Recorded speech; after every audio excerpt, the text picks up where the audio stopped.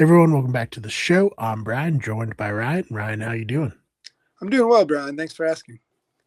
Excited to talk about a pretty good episode. A lot of, action in it. Sir Dunk, actually pretty horrifying in action. Um, that scene I thought was great, but it was like, oh yeah, this guy would fuck people up in real life, you know? Yeah, they definitely went for it. I think I was just so the show has done a pretty good job, in my opinion, of kind of just because there's not necessarily the subtle hints in the book, because I think the book kind of plays more on his inner dialogue. So he's quick and strong, but you don't really, and he's huge and stuff, but when the fight scenes come, you're kind of like, oh shit, he actually is Yeah. a fucking badass. He just Yep. No, I thought it was great. And yeah, the star, I guess in a bad way, this episode was Arian Brightflame. Real jerk, this Arian. He did a good job. Yeah, the actor did a good job of playing Oh, that actor character. was great. Yeah. I would say that's really good casting. The other, I guess the other one's fine. He didn't look, but I would say that one is pretty spot on. Yeah. Yeah. No, he was great. His character, not great. Killed a horse and injured Sir Humphrey Harding, right? Is that his name? Yep. Yep. Hurt him, broke his leg. Not great. A little shades of the mountain from season 1 of Game of Thrones. Yeah, which honestly, I don't even think for the mountain, right? The mountain, it wasn't even punishable, but that should definitely be punishable to some degree. But again, they'd have to prove you're not going to do it to a Targaryen. You'd have to prove that they did it intentionally. And even if they did, it's a pretty higher up lore and they injure someone's horse. And it's someone lesser than usually, right? Yeah, I did love the scenes of Makor just being like this fucking guy. He knew that he was gonna do something fucked up, and then he did. Oh yeah, for sure. Wasn't it? It was Baylor, right?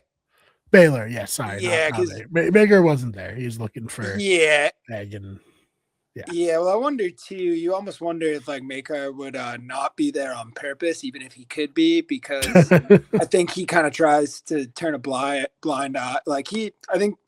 Right. I forget if they covered it in the second episode, but I know he at least says he knows what his son is, Yeah. but he at the same time, he kind of refuses to fully acknowledge it or, he still got to let him throw his sign up and stuff. I guess it's the modern version of a guy who's a real estate tycoon or something and has a right. sign. He's like, yeah, that's my son. He works for me, but he's a huge dick bag. Yeah, no, I love the scene with Egg being like, kill him. Yeah. Oh, yeah. And I know the text says you're not supposed to know who it is he's saying kill him to, but it's pretty obvious that I think he's trying. He wants his brother dead. Because we know it's not really in Egg. Yeah, I don't really think it's in Egg to. Though that song he sang was pretty brutal. That was a good song. It was a pretty good song. I wonder if who made that up. I think it'd be too clever for him with all the no way and stuff. Him. Yeah, but I'm saying I don't think it was for a George R. Martin original. So someone must have. Right. Someone did. Yeah, it was pretty good. Yeah, I liked that. What do you think of the scene? Speaking of Egg now, sorry, I'm jumping a little bit all over the place, but speaking of Egg now, the scene where he's kind of trading the horse and getting ready for everything, and then he's talking to this random knight who's known as a mad knight, which is pretty impressive to be known as the maddest knight in Westeros, because there are a lot of just psychos running around. Oh yeah, for sure. I know. I'd have to look back to confirm the Mad Knight. I know that he definitely is missing the eye. Mm-hmm. Yeah, I thought it was fine. I didn't have an issue with it. They have to kind of draw it out a little bit. Yeah, I thought it seemed random, but I thought it was fine for kind of showing just how Egg is kind of developing as a squire.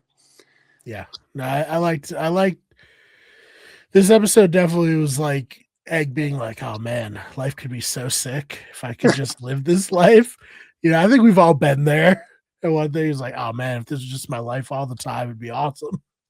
Well, yeah, it makes sense with the ending of the episode, right? It's kind of like it's like his last day on Earth, almost. Like, Yeah, right. right? It's like that, like perfect day before you. It's like the day before you go to jail or something. Like, Mm-hmm. basically, he realized it's like, wow, this is kind of nice. There's like air to breathe, you know. Getting sweet breakfast sandwiches. That's a pretty good sandwich, I have to say. Yeah, with like the music or the whistling and Mm, stuff. it's It's definitely great. nice. I was like, this is almost like what is that Netflix show? That like people like I feel like it's like a cozy gamer show. It's like you know what I'm talking about? It's like the one where the anime where they like cook in a dungeon. Oh yeah, I was yeah, like, yeah. I was like, this is like the HBO version of that. It was good. Great vibes Yeah, yeah. all around. Also, great vibes. We're back once again in Lionel Baratheon's tent. It's just like a Yeah, club.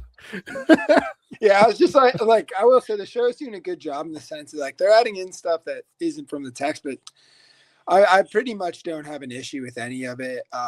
I again I would have to double check. Forgive me for not knowing exactly everything, but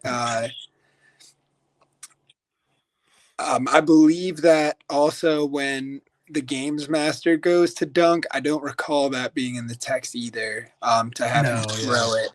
Yeah, I didn't think so. But what I could kind of think that what I kind of thought that was is kind of like how it kind of shows someone with dunk size, right? Could pretty quickly fall into an advantageous position, maybe to make it all kind of more believable, right? And to kind of see that like, yeah, maybe there's a chance here that Dunk is gonna fall into something bigger than himself, and it's kind of inevitable, right? Like, despite these humble beginnings and all these fears he has, um, he's gonna get involved in something big and uh, show off what he's worth, you know.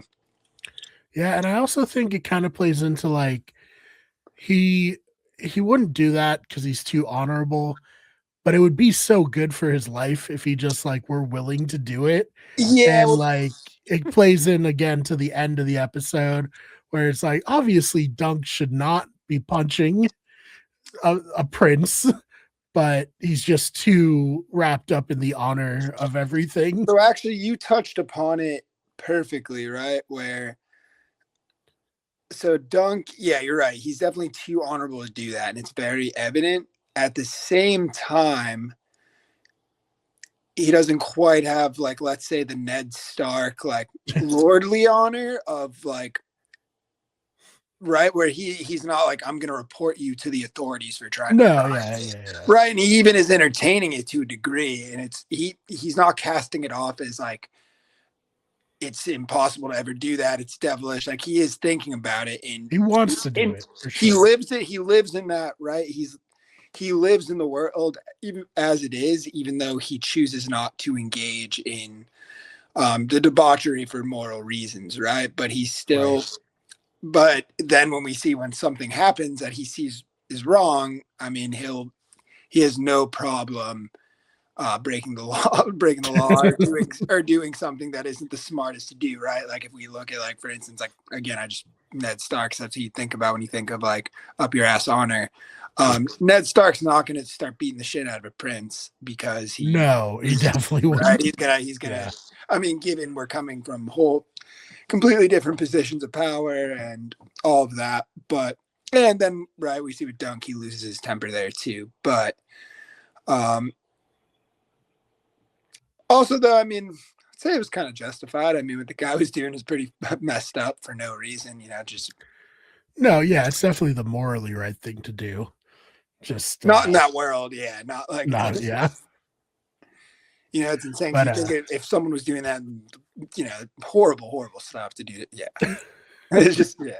It's just funny if you put this stuff in the position of just like all like people of equal standing and just like saw someone doing that. It's like, um, but no, yeah, I think you touched on a good point there that right, it kind of shows, yeah, that Dunk he's moral, he's going to do the right thing, but also he accepts the world as it is, and I do think that he will entertain the corruption of others. You know what I mean? He's kind of like a realist, a pragmatist to a certain degree, even though on certain things he won't bend, and he will act when he believes it's right to do so, even if the action might not be the sensible thing or the legal thing. I mean, it's a good example of that when Arian kills the horse. Like Dunk immediately is like, "Oh, that's too low," and he kills it. And then like Egg is like, "He did that on purpose," and Dunk's like, "Well, I mean, come on, yes, but you can't say that." Yeah, exactly. We kind of that's kind of a theme of the episode where even like they have and again, I don't think that one is in the text either. They have it's not the red is no Fossaway. Yeah, it has the Fossaway Squire. You know, he really goes in on the Targaryens. Oh, dude, that was so great.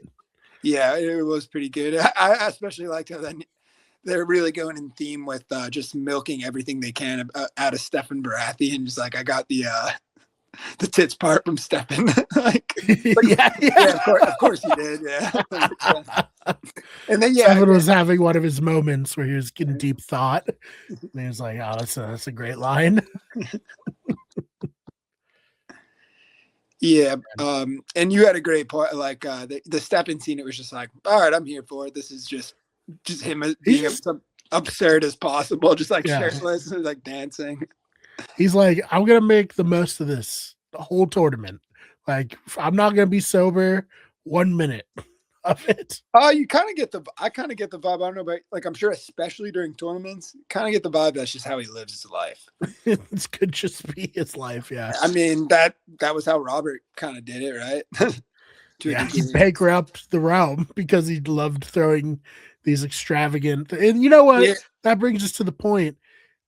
Are these tournaments good financial decisions? They're like hosting the Olympics, right? It's very fun. Everyone enjoys it. Not financially the best decision for a country or, a house to do. You could argue that this one would be like an Olympics for like England and France, I would say, right? So it's like, it's not necessarily for everyone, but it's like, right. It would be like, if it's like instead of European Olympics, we're doing England and France. It's like, well, those are pretty fucking big parts. But yeah, I mean, this one is a more modern one. And as they kind of said, it came from Lord Ashford's coffers. In that sense, it was not a good financial decision at all, obviously. No, not good. But the big tourneys that they usually do, right, are either, people will kind of say that they're frivolous and they waste a bunch of money. Like, I think that's with the Harrenhal tournament, right? And then the Targaryen ones, or anything that's financed by the Lannisters. I mean, they just got dumb money. It doesn't matter. It's just kind of like we're flexing on them. This is of course this isn't financially sound. Like, suck a dick. Like,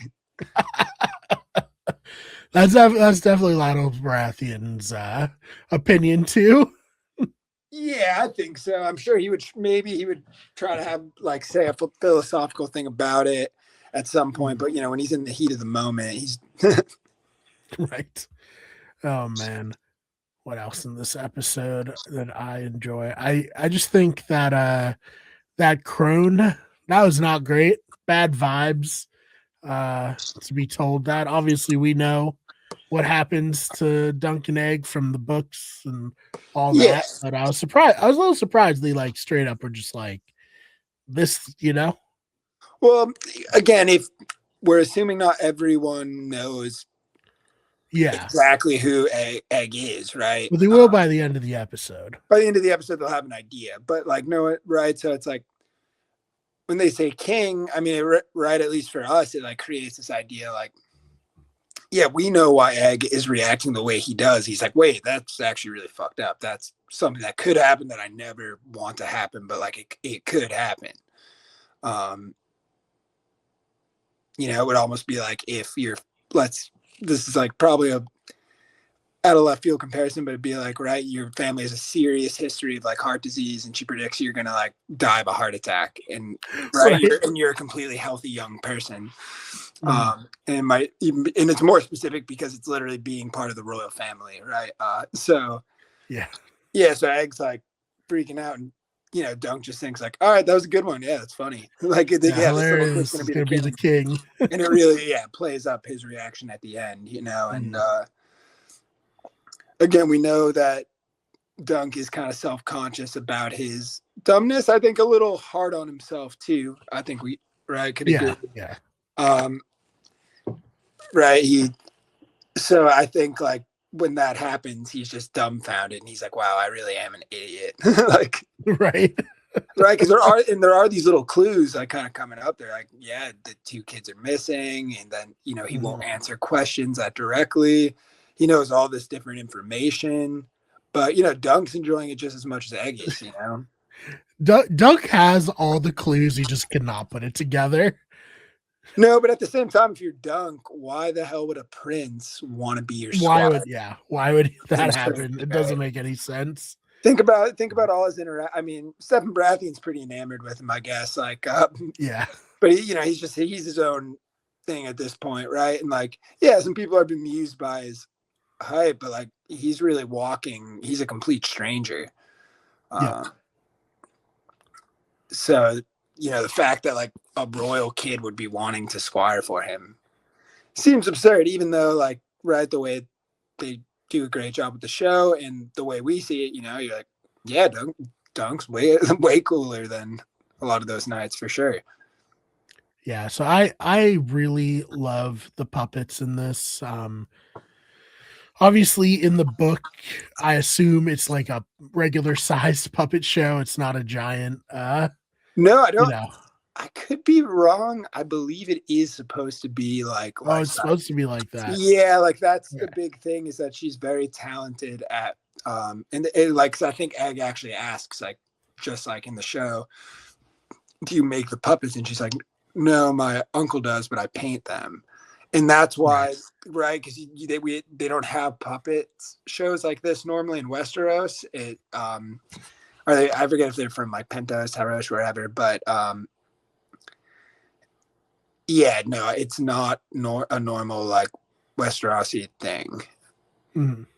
But I believe that they are supposed to be like close to life. I could be wrong on that, but I think so. Yeah, obviously, just reading it, I was just thought they were regular. But either way, I love how they're adapted into the show. Like, I think they're so cinematic and cool. And like, when she stabs it in the neck and it like poofs out a bunch of red confetti, I was like, oh, this is so sick. Yeah. No, it's really cool. Again, I can check back, but it's because I read the graphic novel. So right, yeah. And the graphic novel, I'm pretty sure it shows it just like that, which is pretty cool. That's cool. I imagined it also as a smaller puppet show. Right. Well, just because how often do you see giant puppets like this? Yeah, not often. But yeah, no, I love that, and Arian didn't take too kindly to it. Breaks Tansel's finger, pretty fucked. Yeah. And like you said, there's the scene where Dunk defends her, and they also shot it very low to make him look even bigger in it. But there's been a bit of that for sure. Yeah, which is smart. The punches were pretty brutal, and then like just the manhandling, like throwing him down. That's when I was like, wow, this would be like really scary to get attacked by someone that big. Yeah, I think for me it's just like because I just had in my head it's Dunk, so you kind of like again I just reread and like visualized, so it's like I mean that's what would happen if Dunk attacked this little fucker, like Oh man! So then we get the reveal of Egg. He's Aegon Targaryen this whole time. I thought the show did a good job with it. I'm excited. Jetty hasn't watched it yet, but she doesn't know. Well, I don't know if she has looked it up or anything, but if she doesn't know beforehand, I'll ask her, and what she thinks of it. But I thought it was handled pretty well. Yeah, no, me too. Even if I hadn't, I don't know about you, I'm horrible with looking up spoilers. Right. I won't quite ruin anything. But have you seen One Battle After Another? Yes. Great movie. I loved it. Yeah. I'm a huge Paul Thomas Anderson fan. It was really good. But I looked up the biggest probably spoiler like 20 minutes in. and I kind of knew, but like I was like, damn, why the fuck did I just do that? Oh man. Well, hey, recommendation for you for the audience. I watched Begonia this weekend. Definitely worth watching. Don't look up any spoilers though. Just watch it without being spoiled. You'll like it. Yeah, same with One Battle After Another if you haven't seen it. Yeah, if you haven't seen it, one battle after another.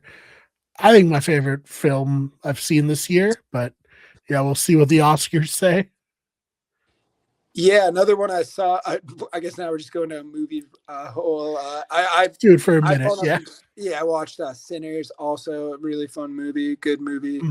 I haven't seen a ton this year yet, I'll admit. But yeah, I One Battle After Another, I think would be hard. I just think for me, it would be hard to beat. It was really good. Yeah. So next week we got an episode titled 7. Obviously, Dunk will engage in a trial of the 7 in this season. He needs to get 7 knights on his side, and it'll be good because that part of the book's good. Did they reveal that yet? That he'll need a trial of the 7? But I mean, I guess in the trailer for the next. All right, cool. I hadn't seen it on the trailer. Yeah. Next episode is called 7, and so all about that. And I think it'll be good because that part of the book's really good and interesting. Yeah, absolutely. And, it'll build a lot of tension. We'll get to see, the different faces of Westeros that we've already seen in a little more detail. We'll get probably, I'm sure there's some more Stephen Baratheon coming at you at some point. Oh yeah, they didn't build him up for nothing. Yeah, it'll be really good. Plus, there's that really great fan art of him staring down one of the Kingsguard, which if you've seen it, I don't think so. No, I'll share it with you when we're off. But it's so good. Oh yeah, no, I can imagine. All right. Well, anything else in this episode that we want to talk about that we didn't get to? No, I think we pretty much covered everything I can remember. Short episodes. It was short, I like it. I think it works for the type of show it is. And again, the show does a really good job of it has almost that cozy medieval vibe a little bit, but then it also it does have some serious themes and it's got suspense and it is a serious show to some degree as well. And I feel like you get as invested in the characters as you would any Game of Thrones show personally. So, and to be able to do both of those things simultaneously, extremely impressive. I think they're doing a really good job at it. And I think this one, especially when they do just kind of they did a little more free running this episode. I had no problem with any of it. I'm just pretty hooked in and I'm you got my trust. I'm liking it. Yeah, once the show has aired all its episodes, it's going to be so good to binge all the episodes like a movie. Oh, yeah. Really good, Yeah, or maybe even how many episodes total this season? I think it's 6, so we're halfway done. You could even do to make it more palatable, do it depending on how it breaks, do 3 episodes. Yeah, this was the end of the first movie. Right, because this one, and that would be a perfect end to the first movie, right? Twist there. Yeah. Oh, it's good. Because obviously, when you, at the same time, I was if that hadn't been the trailer, you wouldn't know the trial by 7. But obviously, I mean, I think it goes without saying, Dunk just beat the shit out of Prince, and not to mention a really he's a dick. He's gonna make he's gonna make it as difficult as possible on Dunk for doing that. And we already saw how Maker responded to Dunk. He already doesn't like Dunk, and he's all butthurt about his son's just kind of being a mess. And now his other son ran off on him, and he was with Dunk. Dunk's in trouble here for sure. Yeah, be good. All right, Ryan, anything you want to promote before we get out of here? Not currently, no. All right. Well, for me, check out all our other podcasts. We're covering The Traitors, new season Survivors coming out. So if you're into reality television, we got you covered here. Right now, this is our only non-reality TV show podcast we have active. But, we have other shows that we cover when they're in season. Main channel, we get everything Also, check out the channel Those Fake Nerds for nerd and pop culture news. Weird Sports for sports news. Ryan joins me every now and then to talk a little bit of NBA on our Wicked Good Sports channel. And our newest channel is History is Wicked, where we cover cryptids, urban legends, weird history stories. So check that out. Other than that, thank you so much for watching, and we will see you in the next one.